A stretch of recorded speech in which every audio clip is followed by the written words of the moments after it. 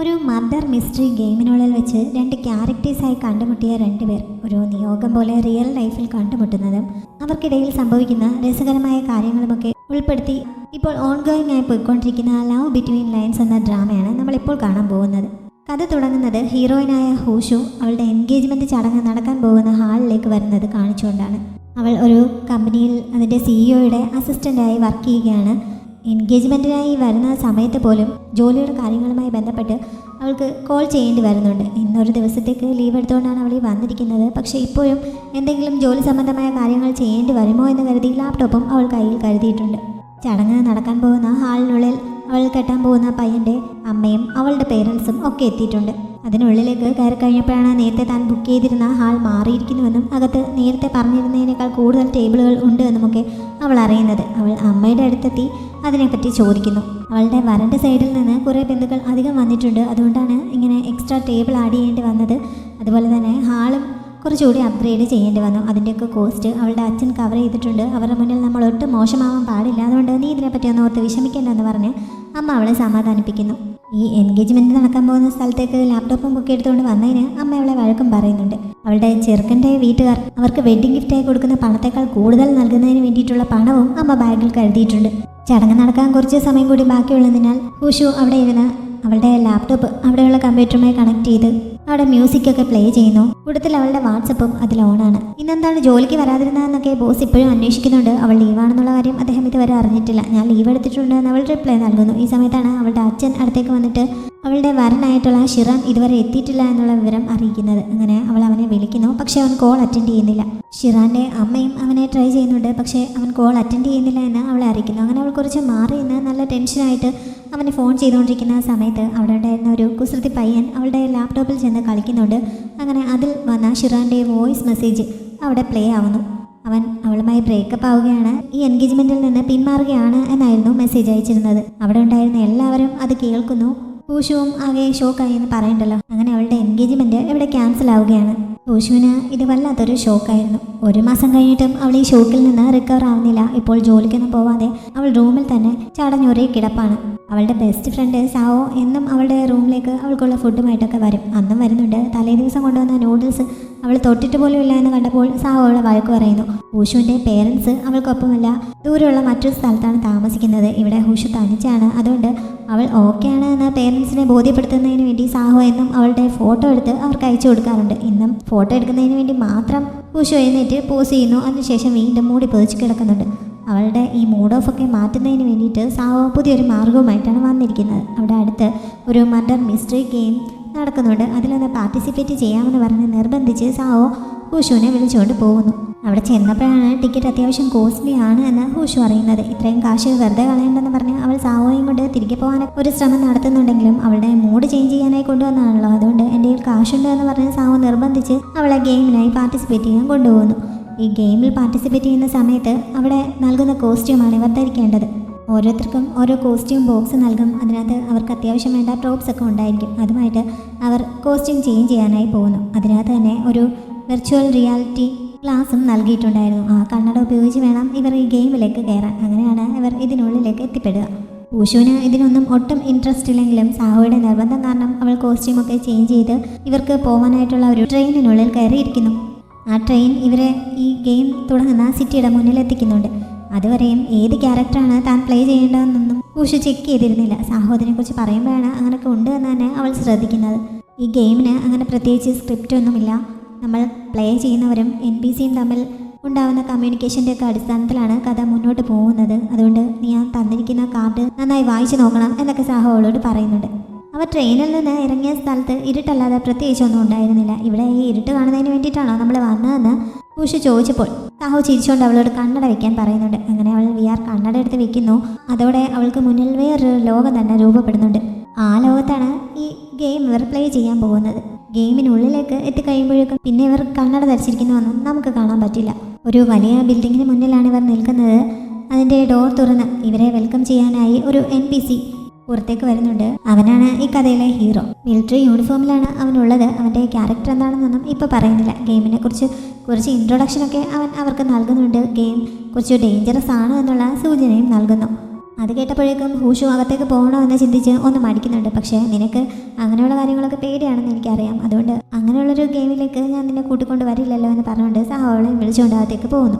ആ ഗെയിം സിറ്റിക്കുള്ളിലേക്കാണ് അവർ പ്രവേശിക്കുന്നത്. അകത്തുള്ള കാര്യങ്ങളൊക്കെ ശരിക്കും ഒറിജിനൽ പോലെയാണ് അവർക്ക് ഫീൽ ചെയ്തത്. പക്ഷേ ഹൂഷുവിന് ഇതൊക്കെ ശരിക്കും ബോറടിക്കുന്നുണ്ട്. വെറുതെ എന്തെങ്കിലും കഴിച്ചുകൊണ്ട് അവിടെ ഇരുന്നാൽ മതിയായിരുന്നു, അങ്ങോട്ടേക്ക് വരേണ്ടിയിരുന്നില്ല എന്ന് അവൾക്ക് തോന്നിപ്പോകുന്നുണ്ട്. എന്നാലും ആ ബിൽഡിങ്ങിൻ്റെയൊക്കെ ഒറിജിനാലിറ്റിയെക്കുറിച്ച് അവൾ പുകഴ്ത്തി പറയുന്നു. കാരണം അവൾ ഇതിന് മുമ്പും ഇതുപോലെയുള്ള ഗെയിമൊക്കെ കളിച്ചിട്ടുണ്ടായിരുന്നു. പക്ഷേ ഇത്ര ഒറിജിനാലിറ്റി അവൾക്ക് ഒന്നിലും ഫീൽ ചെയ്തിട്ടില്ല. അതുകൊണ്ട് തന്നെ ഇത് ഡിസൈൻ ചെയ്തിരിക്കുന്ന ആൾ വളരെ മിടുക്കനായിരിക്കണമെന്ന് അവൾ പറയുന്നുണ്ട്. ആദ്യം അവിടെയുള്ള ഒരു ഹോട്ടലിലേക്കാണ് ഇവർ ചെല്ലുന്നത്. അവിടെ ആ പ്ലേയേഴ്സിനെല്ലാം ഓരോ റൂം നൽകുന്നുണ്ട്. റൂമിൻ്റെ കീ കയ്യിൽ കിട്ടിയപ്പോൾ എത്ര മണിക്കൂർ ഈ ഗെയിം ഉണ്ടാവുമെന്ന് ഹൂഷു സാഹോയോട് അന്വേഷിക്കുന്നു. 4 മണിക്കൂറോളം ഉണ്ട്. നമ്മൾ കൊടുത്ത കാശ് മുതലാക്കണമെങ്കിൽ ഓരോ മിനിറ്റും പാഴാക്കാതെ ഉപയോഗിക്കണം എന്നൊക്കെ സാഹോ പറഞ്ഞപ്പോൾ എങ്കിൽ പിന്നെ ഞാൻ കുറച്ച് സമയം ആദ്യം ഉറങ്ങട്ടെ എന്ന് പറഞ്ഞ് ഹൂഷു അവൾക്ക് കിട്ടിയ ആ റൂമിലേക്ക് പോകുന്നു. എന്നിട്ട് അവിടെ പോയി കുറച്ച് സമയം കിടക്കുന്നുണ്ട്. അങ്ങനെ സമാധാനത്തെ അവിടെ കിടന്ന് ഉറങ്ങാമെന്ന് വിചാരിക്കുമ്പോഴാണ് പുറത്ത് സെർച്ച് നടക്കുന്നതിൻ്റെ ബഹളം അവൾ കേട്ടത്. അങ്ങനെ അവൾ എഴുന്നേറ്റിരിക്കുന്നു. അപ്പോഴാണ് അവളുടെ വാതിലിലും വന്ന് ഡോർ തുറക്കാൻ ആവശ്യപ്പെട്ടുകൊണ്ട് അവർ ബഹളം വയ്ക്കാൻ തുടങ്ങിയത്. ഇതുവരെ തൻ്റെ ക്യാരക്ടർ എന്താണെന്നോ തൻ്റെ ഡ്യൂട്ടി എന്താണെന്നോ ഒന്നും അവൾ ചെക്ക് ചെയ്തിരുന്നില്ല. ഇപ്പോൾ തനിക്ക് കിട്ടിയ ആ പേപ്പർ എടുത്തിട്ട് എന്താണ് തൻ്റെ ക്യാരക്ടർ എന്നൊക്കെ അവൾ നോക്കുന്നു. അപ്പോഴാണ് വിദേശത്ത് സ്റ്റുഡൻ്റ് ആയിരുന്ന സുൻജിയാങ് എന്ന ക്യാരക്ടറാണ് തനിക്ക് കിട്ടിയിരിക്കുന്നത്. തൻ്റെ ബാഗിൽ കുറച്ച് മയക്കുമരുന്നുണ്ട്. അത് വിൽക്കാൻ സാധിച്ചാൽ അത്യാവശ്യം നല്ലൊരു തുക കിട്ടും. പക്ഷേ അതെങ്ങാനും പോലീസിൻ്റെ കയ്യിൽ കിട്ടിക്കഴിഞ്ഞാൽ അവൾക്ക് ജയിലിൽ കിടക്കേണ്ടി വരും എന്നൊക്കെയുള്ള സൂചനകൾ അവൾ കാണുന്നത്. അതോടെ വാതിൽ തുറക്കാതിരിക്കാൻ അവൾ വേഗം ചെയറൊക്കെ എടുത്ത് അതിന് മുന്നിൽ നിരത്തുന്നുണ്ട്. ഗെയിമിനുള്ളിലെങ്കിലും കുറച്ച് സമയം സമാധാനത്തെ ഇരിക്കാമെന്ന് കരുതിയതാണ്. എന്നിട്ട് ഇവിടെയും താൻ വളരെ അൺലക്കിയാണല്ലോ എന്ന് പറഞ്ഞുകൊണ്ട് അവൾ ആ റൂമിന് പുറകിലുണ്ടായിരുന്ന വാതിലിലൂടെ രക്ഷപ്പെടാൻ ശ്രമിക്കുന്നു. അവിടെ ഒരു സ്റ്റെയർ ഉണ്ടായിരുന്നു. അതുവഴി എന്തായാലും അവൾ താഴെ ഇറങ്ങുന്നു. പക്ഷേ റോഡിൽ ഇറങ്ങിക്കഴിയുമ്പോൾ അവിടെയും ഓഫീസേഴ്സ് സെർച്ച് നടത്തുന്നത് കണ്ട് അവൾക്ക് അവിടെ നിന്നും എസ്കേപ്പ് ആവേണ്ടി വരുന്നുണ്ട്. ഓഫീസേഴ്സിൻ്റെ കയ്യിൽ പെടാതിരിക്കാനായി അവൾ മുന്നിൽ കണ്ട ഒരു കഫേയിലേക്ക് കയറുന്നു. അവിടെ ഒഴിഞ്ഞുകിടപ്പുണ്ടായിരുന്ന ഒരു സീറ്റിൽ അവൾക്ക് ഇരിക്കേണ്ടി വരുന്നുണ്ട്. അതിന് ഓപ്പോസിറ്റായി ഒരാൾ ഇരിപ്പുണ്ട്. പക്ഷേ തൊപ്പിയൊക്കെ മുഖം കാണാൻ പറ്റാത്ത വിധം വെച്ച് ഉറങ്ങുന്നത് പോലെയാണ് അയാൾ ഇരിക്കുന്നത്. അതുകൊണ്ട് അതേതെങ്കിലും NPC ആയിരിക്കും എന്ന് അവൾ കരുതുന്നു. അയാളുടെ മുന്നിൽ ഇരിപ്പുണ്ടായിരുന്ന ആ സ്വീറ്റ്സ് കണ്ടപ്പോൾ അവൾക്കത് കഴിക്കാൻ തോന്നുന്നുണ്ട്. ഒന്നാമത് അവൾ ഫുഡൊന്നും കഴിച്ചിട്ടല്ലായിരുന്നല്ലോ വന്നത്. അതുകൊണ്ട് തന്നെ അയാളുടെ പെർമിഷൻ ചോദിച്ചിട്ട് അവൾ അതിൽ നിന്ന് ഒരെണ്ണം എടുത്ത് കഴിക്കുന്നു. ഈ സമയത്തൊന്നും അയാൾക്ക് യാതൊരു അനുഭവമില്ല. അവൾക്ക് റിപ്ലൈ നൽകുന്നില്ല. ഒരെണ്ണം കഴിച്ചു കഴിഞ്ഞപ്പോൾ അവൾക്ക് നല്ല ടേസ്റ്റ് തോന്നുന്നു. അങ്ങനെ അവൾ ഒന്നുകൂടി എടുത്ത് കഴിക്കുന്നുണ്ട്. ഈ സമയത്താണ് വേറൊരാൾ അവളുടെ അടുത്തേക്ക് വന്നിട്ട് താനുമായി സഹകരിക്കാൻ താല്പര്യമുണ്ടോ എന്ന് ചോദിക്കുന്നത്. എന്ത് സഹകരണമാണെന്ന് അവൾക്ക് മനസ്സിലാവുന്നില്ല. ഗെയിമിൽ ഇങ്ങനെയൊക്കെയാണ് എല്ലാവരും പരസ്പരം സഹകരിച്ചാണ് മുന്നോട്ട് പോകുന്നത്. നിൻ്റെ കയ്യിലുള്ള സാധനം എക്സ്ചേഞ്ച് ചെയ്യാൻ താല്പര്യമുണ്ടെങ്കിൽ എനിക്ക് പകരം നൽകാൻ പറ്റിയ എന്തെങ്കിലും ഉണ്ടോ എന്ന് ഞാൻ നോക്കാം. അങ്ങനെ രണ്ടുപേർക്കും ഹെൽപ്പാവും എന്നൊക്കെ അയാൾ പറയുന്നു. ഹൂഷുവിനാണെങ്കിൽ കയ്യിലിരിക്കുന്ന ആ മയക്കുമരുന്ന് എങ്ങനെയെങ്കിലും ഒന്ന് പോയി കിട്ടിയാൽ മതിയെന്നായിരുന്നു. അതുകൊണ്ട് തന്നെ അതെടുത്ത് അയാൾക്ക് നൽകിയിട്ട് ഇതുമായിട്ട് പോയിക്കൊള്ളാൻ അവൾ പറയുന്നുണ്ട്. അവളെ ഒരു പൊട്ടിയെപ്പോലെയാണ് അയാൾക്ക് തോന്നിയത്. എന്തായാലും ഇതിന് പകരം തരാൻ പറ്റിയ എന്തെങ്കിലും ഉണ്ടോ എന്ന് ഞാൻ നോക്കട്ടെ എന്ന് പറഞ്ഞ് അയാൾ അത് പരിശോധിക്കുന്നു. അവൾ വീണ്ടും ആ സ്വീറ്റ്സ് എടുക്കാനായി കൈ നീട്ടാൻ തുടങ്ങിയപ്പോഴാണ് നേരത്തെ ഇരുന്ന സ്ഥലത്ത് നിന്നും അത് കുറച്ചുകൂടി മുന്നോട്ട് നീങ്ങി തൻ്റെ മുന്നിൽ വന്നിരിക്കുന്നുവെന്ന് അവൾക്ക് മനസ്സിലാവുന്നത്. ഓപ്പോസിറ്റ് ഇരിക്കുന്ന ആളിനാണെങ്കിൽ ഇപ്പോഴും യാതൊരു അനുഭവമില്ല. പിന്നെ എങ്ങനെ ഇത് ഇങ്ങോട്ടേക്ക് വന്നുവെന്ന് അവൾക്ക് മനസ്സിലാവുന്നില്ല. എന്തായാലും അവൾ അതിൽ നിന്ന് ഒരെണ്ണം കൂടി എടുത്ത് കഴിക്കുന്നുണ്ട്.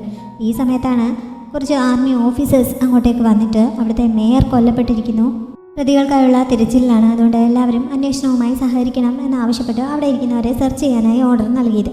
ഈ വന്നിരിക്കുന്നത് അവിടുത്തെ പോലീസ് ചീഫായിട്ടുള്ള നിങ് സേഷനാണ്. അയാൾ അവിടുത്തെ മേയർ കാൻഡിഡേറ്റുമാണ്. ഈ പ്രശ്നമുണ്ടായതോടെ നേരത്തെ ഹൂഷുവിൻ്റെ കയ്യിൽ നിന്ന് ആ പൊതി വാങ്ങിയ ആൾ അത് തിരികെ അവളെ തന്നെ ഏൽപ്പിച്ചിട്ട് ജീവിച്ചിരിക്കുന്നതാണ് ഇപ്പോൾ പ്രധാനമെന്ന് പറഞ്ഞ് അവിടെ നിന്ന് പോകുന്നുണ്ട്. അങ്ങനെ അത് വീണ്ടും അവളുടെ കയ്യിൽ തന്നെ ആവുന്നു.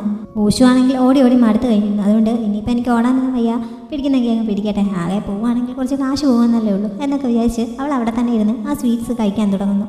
പോലീസ് ചീഫ് അവളുടെ അടുത്തേക്ക് വന്ന് അവളുടെ ബാഗ് പരിശോധിക്കാനായി ചോദിക്കുന്നുണ്ട്. അവളത് കൊടുക്കാനും തുടങ്ങുന്നു. ഈ സമയത്താണ് ഇത്രയും നേരം അവളുടെ മുന്നിൽ ഒരു പ്രതിമയെ പോലെ ഇരുന്ന ആ ആൾ സംസാരിച്ചു തുടങ്ങിയത്. അയാൾ തൊപ്പി മാറ്റിയപ്പോഴാണ് ഇത് വെറും ഒരു NPC അല്ല, ആദ്യം തങ്ങളെ വെൽക്കം ചെയ്ത ആ ക്യാരക്ടറാണ് എന്ന് അവൾ അറിയുന്നത്.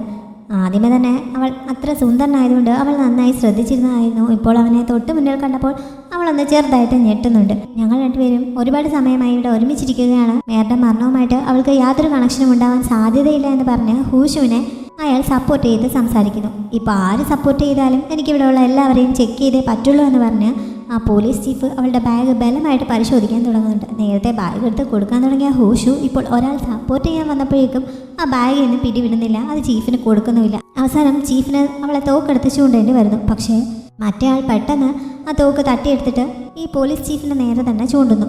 നിനക്ക് ഇങ്ങനെ എല്ലാവരെയും സെർച്ച് ചെയ്യണമെന്ന് നിർബന്ധമാണെങ്കിൽ എന്നെയും എൻ്റെ ആൾക്കാരെയും സെർച്ച് ചെയ്യാൻ താല്പര്യമുണ്ടോ എന്ന് അവൻ ചോദിക്കുന്നു.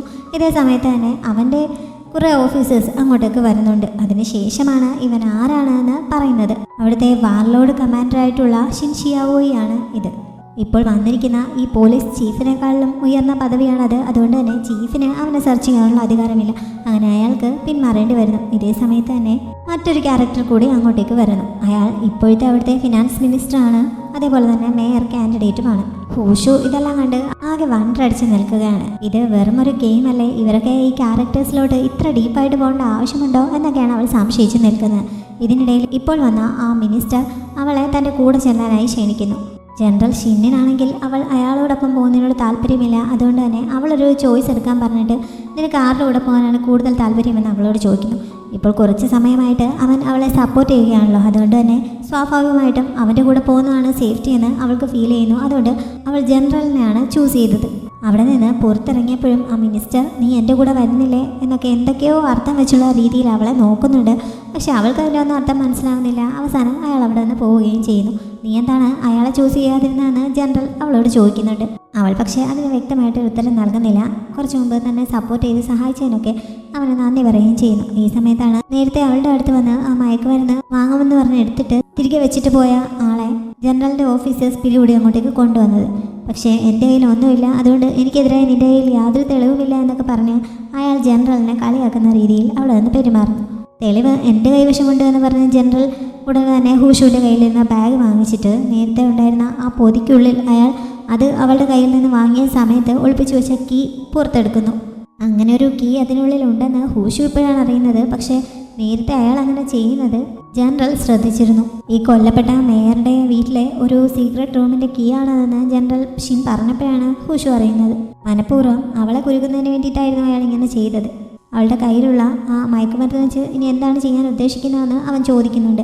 അവൻ ഒരു ആർമി ഓഫീസറാണല്ലോ, അവൻ്റെ മുന്നിൽ അങ്ങനെ ഒരു സാധനം കൊണ്ടു നടക്കുന്നത് ശരിക്കും കുറ്റമാണ്. അതുകൊണ്ട് അവളെ വേണമെങ്കിൽ അവനിപ്പോൾ അറസ്റ്റ് ചെയ്യാം. പക്ഷേ അവൻ അതിന് തയ്യാറാകുന്നില്ല. എനിക്ക് വേണ്ട കാര്യങ്ങൾ മാത്രമേ ശ്രദ്ധിക്കാറുള്ളൂ, അതിൻ്റെ കൂടെയുള്ളതൊന്നും ഞാൻ മൈൻഡ് ചെയ്യാറില്ല. അതുകൊണ്ട് ഇത് കൈവശം വെക്കുന്നത് തൽക്കാലം ഒരു കുറ്റമായി ഞാൻ കരുതുന്നില്ല എന്ന് പറഞ്ഞ് അവൻ അത് അവൾക്ക് തന്നെ തിരികെ നൽകുന്നു. നിനക്ക് വേണ്ടത് എന്താണെന്ന് നിനക്കറിയാമോ എന്നുകൂടി അവളോട് ചോദിച്ചിട്ടാണ് അവൻ പോയത്. ആ ചോദ്യം അവളെ കുറച്ച് പഴയ മെമ്മറീസിലേക്ക് കൂട്ടിക്കൊണ്ട് പോകുന്നുണ്ട്.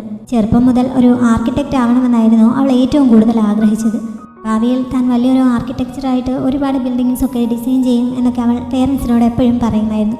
പക്ഷേ ആ മോഹം എന്തോ കാരണം കൊണ്ട് അവൾക്ക് ഇടയ്ക്ക് വെച്ച് ഉപേക്ഷിക്കേണ്ടി വന്നു. വളരെ വിഷമത്തോടെയാണ് ആ ഒരു കരിയർ വേണ്ടെന്ന് അവൾ തീരുമാനിക്കുന്നത്. പിന്നീടാണ് ഒരു അസിസ്റ്റൻ്റായിട്ട് അവൾക്ക് ജോലിക്ക് കയറേണ്ടി വന്നത്. ഇഷ്ടമില്ലാതിരുന്നിട്ട് പോലും കഴിഞ്ഞ 3 വർഷങ്ങളായിട്ട് അവൾ ആ ജോലിയിൽ തുടരുകയാണ്. കരിയറിൽ ആഗ്രഹിച്ചതുപോലെ ആയിത്തീരാൻ അവൾക്ക് പറ്റിയില്ല. സിമ്പിളായിട്ട് സ്വസ്ഥമായിട്ടൊരു ലൈഫ് ഉണ്ടാവണമെന്നാണ് അവൾ ആഗ്രഹിച്ചത്. ഇപ്പോൾ എൻഗേജ്മെൻ്റ് ഒക്കെ ഇങ്ങനെ മുടങ്ങിയത് കാരണം ആ ആഗ്രഹവും നടക്കാതെ ആയിരിക്കുന്നു. ജീവിതത്തിലോ ആഗ്രഹിച്ചതൊന്നും നേടിയെടുക്കാൻ സാധിച്ചില്ല. ഈ ഗെയിമിലെങ്കിലും ഒരു തവണ തനിക്ക് ജയിക്കാൻ പറ്റില്ല എന്ന് അവൾ സ്വയം ചിന്തിക്കുന്നു.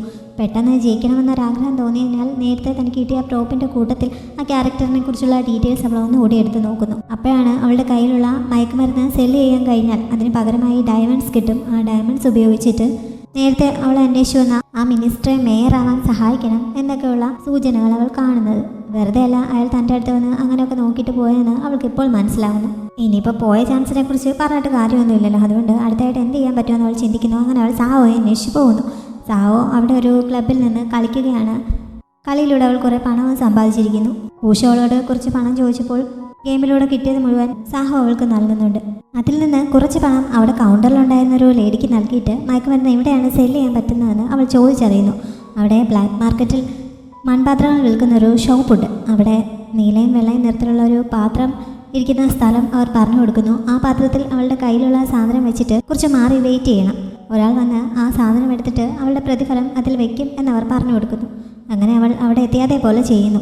അവൾ ആ സാധനം അതിൽ വെച്ചിട്ട് കുറച്ചങ്ങോട്ട് മാറിയ സമയത്ത് വേറെ 2 പ്ലേയേഴ്സ് വന്ന് അവളോട് ചില ഡൗട്ട്സ് ചോദിക്കുന്നുണ്ട്. ഈ സമയത്ത് നേരത്തെ അവളെ കൊടുക്കാൻ ശ്രമിച്ച ആ കള്ളനുണ്ടല്ലോ, അയാൾ വന്ന് ആ ഭരണിയിൽ നിന്ന് ആ സാധനം അടിച്ചു മാറ്റിക്കൊണ്ട് പോകുന്നു. മറ്റേ പ്ലേയേഴ്സ് പോയി കഴിഞ്ഞ് ഹൂഷു സംശയം തീർക്കാനായി ഭരണി തുറന്ന് നോക്കിയപ്പോഴാണ് അതിൽ സാധനം മിസ്സായിരിക്കുന്നുവെന്ന് മനസ്സിലായത്. പകരമാണെങ്കിൽ വേറൊന്നും ഇല്ലതാനും. അവിടെ ഉണ്ടായിരുന്ന ആ ഷോപ്പ് ഓണറിനോട് ചോദിച്ചിട്ട് അയാൾ ആരെയും കണ്ടിട്ടില്ല. എന്തായാലും സംശയം തോന്നി അവൾ കുറച്ച് മുന്നോട്ട് പോകുന്നു. അങ്ങനെ ആ കള്ളനെ അവൾ കാണുന്നുണ്ട്. അയാളുടെ പുറകിലൂടെ ചെന്ന് ഒരു കമ്പ് തോക്ക് പോലെ അയാളുടെ പുറകിൽ മുട്ടിച്ചിട്ട് ആ സാധനം മര്യാദയ്ക്ക് തിരികെ തന്നില്ലെങ്കിൽ നിന്നെ ഞാനിപ്പോൾ കൊല്ലുമെന്ന് അവൾ ഭീഷണിപ്പെടുത്തുന്നു. അത് ശരിക്കും തോക്കായിരിക്കും എന്ന് കരുതി അയാൾ സാധനം അവൾക്ക് നൽകിയിട്ട് പോകുന്നുണ്ട്. അതിനുശേഷം അവൾ നേരത്തെ ആ ഗെയിമിൽ ഇൻസ്ട്രക്ഷൻ കൊടുത്തിരുന്നത് പോലെ ഒരു സ്ഥലത്ത് വെയിറ്റ് ചെയ്യുന്നു. ഇനി അടുത്തതായി അവൾ എന്താണ് ചെയ്യേണ്ടതെന്ന് ഒരു ലെറ്ററിലൂടെ അവൾക്ക് ഇൻസ്ട്രക്ഷൻ കിട്ടും. അതിന് വേണ്ടിയിട്ടാണ് അവൾ വെയിറ്റ് ചെയ്യുന്നത്. അധികം വയ്യാതെ ഒരാൾ അവിടെ അവൾക്ക് കത്ത് കൊണ്ട് കൊടുക്കുന്നുണ്ട്. ഈ ഗെയിം തുടങ്ങുന്ന സമയത്ത് ഇവർക്ക് കൊടുത്തിരുന്ന മിഷൻ എന്ന് പറഞ്ഞാൽ അടുത്ത മേയർ ആവാൻ പോകുന്ന ആളെ ഹെൽപ്പ് ചെയ്യുക എന്നതായിരുന്നു. അത് ഞാൻ പറയാൻ വിട്ടുപോയതാണ്. മേയറാവാൻ കുറച്ച് പേര് മത്സരിക്കുന്നുണ്ടല്ലോ, ഇവർ സപ്പോർട്ട് ചെയ്യുന്ന ആളാണ് ജയിക്കുന്നതെങ്കിൽ ഇവരും ഗെയിമിൽ ജയിക്കും. അങ്ങനെയാണ് അതിൻ്റെ റൂൾ. ഇപ്പോൾ കിട്ടിയിരിക്കുന്ന കത്തിൽ അവളോട് പറഞ്ഞിരിക്കുന്നത് അതിലുള്ള കെമിക്കൽ ഫോമുല അടുത്തതായി അവളെ കോൺടാക്ട് ചെയ്യാൻ പോകുന്ന ആളിന് നൽകണം. അത് നേരത്തെ അവൾ കണ്ട ആ മിനിസ്റ്ററെ മേയറുടെ ഇലക്ഷനിൽ ജയിക്കാൻ സഹായിക്കും എന്നായിരുന്നു. അടുത്ത മിഷൻ എന്താണെന്ന് അറിഞ്ഞതോടെ അവൾ തിരികെ റൂമിലേക്ക് പോകുന്നു. അവൾ ചെല്ലുന്ന സമയത്ത് അവിടെ വേറൊരു കത്ത് കിടപ്പുണ്ടായിരുന്നു. അതിൽ പറഞ്ഞത് അവളുടെ മിഷൻ ഇപ്പോൾ പുറത്തറിഞ്ഞിരിക്കുന്നു. അതുകൊണ്ട് എത്രയും പെട്ടെന്ന് നീല സ്കാർഫ് ധരിച്ചിരിക്കുന്ന ആളെ അവിടെയുള്ളൊരു സ്ട്രീറ്റിൽ പോയി മീറ്റ് ചെയ്യണം. അയാളുടെ കയ്യിൽ ആ ഫോമുല നൽകണം എന്നായിരുന്നു. ആ ഫോമുല തട്ടിയെടുക്കാൻ വേണ്ടിയിട്ട് വേറെ കൂട്ടർ അങ്ങോട്ടേക്ക് വരുന്നുണ്ട്. അവരുടെ കയ്യിൽ പെടാതെ അവൾ എസ്കേപ്പായി ആ ലെറ്ററിൽ പറഞ്ഞിരുന്ന സ്ഥലത്തേക്ക് പോകുന്നു. അവൾ ചെല്ലുമ്പോൾ അവിടെ നീല സ്കാർഫ് ധരിച്ച് ജനറൽ ഷിൻ ഇരിപ്പുണ്ട്. അവൾക്ക് കിട്ടിയിരുന്ന ക്ലൂ അനുസരിച്ച് അവനാണ് അവൾ ആ ഫോമുല കൈമാറേണ്ട ആൾ. അങ്ങനെ അവൾ അവൻ്റെ അടുത്ത് നിന്നിരുന്ന് തൊപ്പിക്കുള്ളിൽ ഒളിപ്പിച്ച് വെച്ചിരുന്ന ഫോമുല അവന് കൈമാറാൻ തുടങ്ങുന്നു. ഈ സമയത്താണ് അവൻ ധരിച്ചിരിക്കുന്നത് പോലെ തന്നെ നീല സ്കാർഫ് ധരിച്ച് മറ്റൊരാൾ അവിടെ എത്തിയത്. അതോടെ ഇതിൽ ആർക്കാണ് താൻ ശരിക്കും ഫോമുല കൈമാറേണ്ടതെന്ന് ഹുഷുവിന് സംശയമാവുന്നു. അതുകൊണ്ട് തന്നെ ജനറലിന് ആ ഫോമുല കൊടുക്കാതെ അവൾ തിരികെ വാങ്ങുന്നുണ്ട്. നിന്റെ മിഷൻ ഇപ്പോൾ പുറത്തറിഞ്ഞിരിക്കുന്നു. ആരെ വിശ്വസിക്കണമെന്ന് നിനക്ക് തീരുമാനിക്കാമെന്ന് ജനറൽ പറയുന്നു. ആരെയാണ് സഹായിക്കേണ്ടതെന്ന് നിനക്ക് ഇപ്പോൾ തന്നെ അറിയാമായിരിക്കും എന്നുകൂടി അവൻ പറയുന്നുണ്ട്. കാരണം മുമ്പത്തെ സിറ്റുവേഷനിലൊക്കെ അവളെ ഹെൽപ്പ് ചെയ്തത് അവനായിരുന്നല്ലോ. അതുകൊണ്ട് തന്നെ വിശ്വസിക്കണമെന്നാണ് അവൻ ഈ പറഞ്ഞു വരുന്നത്. നേരത്തെ അവൻ തന്നെ ഹെൽപ്പ് ചെയ്തെങ്കിലും മിനിസ്റ്റർ അവൻ്റെ ഓപ്പോസിറ്റ് സൈഡായിരുന്നല്ലോ. അതുകൊണ്ട് അവർ രണ്ടുപേരും ഓപ്പോസിറ്റ് സൈഡാണ്. ഇവൻ തൻ്റെ ശത്രുവാണ് എന്ന് അവൾക്ക് മനസ്സിലാവുന്നുണ്ട്. അവളത് പറയുകയും ചെയ്യുന്നു. എന്തായാലും കൂടുതൽ ആലോചിച്ച് മെനക്കെടാൻ നിൽക്കാതെ അവൾ ആ ഫോമുല അവന് തന്നെ നൽകുന്നു. നീ ശരിയായ തീരുമാനമാണ് എടുത്തതെന്ന് പറഞ്ഞ് അവൻ അവളെ അഭിനന്ദിക്കുന്നുണ്ട്. ഈ സമയത്താണ് രണ്ട് ഓഫീസേഴ്സ് അതുവഴി പോകുന്നത് അവൾ കണ്ടത്. അവർ തന്നെ കണ്ടാൽ പിടികൂടുമെന്ന് അവൾ പറഞ്ഞപ്പോൾ അവൻ പെട്ടെന്ന് കയ്യിലുണ്ടായിരുന്ന പത്രം അവളെ കൂടി മറയ്ക്കുന്ന രീതിയിൽ അവളുടെ അടുത്തേക്ക് നീങ്ങിയിരിക്കുന്നു. ആ ഓഫീസേഴ്സ് പോയ ശേഷമാണ് അവൻ മാറിയത്. അവളുടെ മിഷൻ ഇപ്പോൾ കംപ്ലീറ്റ് ആയെങ്കിലും ഏത് നിമിഷം വേണമെങ്കിലും അവൾക്ക് അപകടം സംഭവിക്കാം. അതുകൊണ്ട് ജീവനോടെ ഇരിക്കണമെന്നുണ്ടെങ്കിൽ എത്രയും പെട്ടെന്ന് റെയിൽവേ സ്റ്റേഷനിലേക്ക് പോയി തിരികെ പോകുന്നതാണ് നല്ലതെന്ന് പറഞ്ഞ് അവൻ അതിനുള്ള ടിക്കറ്റ് അവൾക്ക് നൽകുന്നുണ്ട്. ഊഷു അവന് നന്ദിയൊക്കെ പറഞ്ഞ് സന്തോഷത്തോടെ അവിടെ നിന്ന് പോകുന്നു. പക്ഷേ കുറച്ച് മുന്നോട്ട് പോയപ്പോൾ തന്നെ ഓഫീസേഴ്സ് അവളെ ഫോളോ ചെയ്യാൻ തുടങ്ങുന്നുണ്ട്. ഓടിയാൽ വെടിവെക്കും എന്നൊക്കെ പറഞ്ഞിട്ടും അവൾ നിൽക്കാതെ ഓടുകയാണ്. ഗെയിമിൽ ഉറപ്പായും ജയിക്കും എന്ന സന്തോഷത്തോടെയാണ് അവൾ ഓടുന്നത്. പക്ഷേ കുറച്ച് മുന്നോട്ട് ഓടിയപ്പോൾ തന്നെ അവൾക്ക് വെടികൊള്ളുന്നു. ഗെയിമിൽ താൻ മരിച്ചിരിക്കുന്നുവെന്ന് അവൾ തിരിച്ചറിയുന്നത് മുന്നിലെ കാഴ്ചകൾ മങ്ങി ഇരുട്ടായപ്പോഴാണ്. അങ്ങനെ ക്യാരക്ടർ മരിച്ചു കഴിയുമ്പോൾ ആ VR കണ്ണട തനിയെ ഓഫാവും. ഗെയിമിൽ നിന്ന് പുറത്തിറങ്ങി കഴിഞ്ഞപ്പോൾ അവിടെ ഉണ്ടായിരുന്ന ആളോട് ചോദിച്ചാണ് ഹുഷു ഇതൊക്കെ മനസ്സിലാക്കിയത്. ചുറ്റും നോക്കിയിട്ട് വേറെ ആരും ഗെയിമിൽ നിന്ന് ഇതുവരെ പുറത്ത് വന്നിട്ടില്ല. അവൾ മാത്രമാണ് പുറത്ത് വന്നിരിക്കുന്നത്. ആദ്യമായി കൊല്ലപ്പെട്ടത് താനാണെന്ന് അറിഞ്ഞപ്പോൾ അവൾക്ക് വല്ലാത്ത ചമ്മൽ ഫീൽ ചെയ്യുന്നു. ആരാണ് തന്നെ കൊന്നതെന്ന് അവൾ അയാളോട് ചോദിക്കുന്നുണ്ടെങ്കിലും അതൊന്നും പറഞ്ഞുതരാൻ പറ്റില്ല. അതൊക്കെ ഗെയിമിൻ്റെ സീക്രട്ട് ആണ് എന്ന് അയാൾ പറയുന്നു. ഞാൻ ഓൾറെഡി എന്തായാലും ഗെയിമിൽ തോറ്റില്ലേ, അപ്പോൾ പിന്നെ പറഞ്ഞാൽ എന്താണ് കുഴപ്പമെന്ന് അവൾ ചോദിക്കുന്നുണ്ട്. ഇനി അവൾക്ക് അടുത്ത തവണ ഈ ഗെയിം കളിക്കണമെന്നുണ്ടെങ്കിൽ ഈ ക്ലൂസ് ചിലപ്പോൾ ഹെൽപ്പ് ചെയ്യില്ല. ഓരോ തവണയും സ്റ്റോറി ലൈനിൽ മാറ്റം വരുത്താറുണ്ട്. എന്നാലേ വീണ്ടും വീണ്ടും കളിക്കുന്നവർക്ക് എന്തെങ്കിലും പുതുമ ഫീൽ ചെയ്യുകയുള്ളൂ.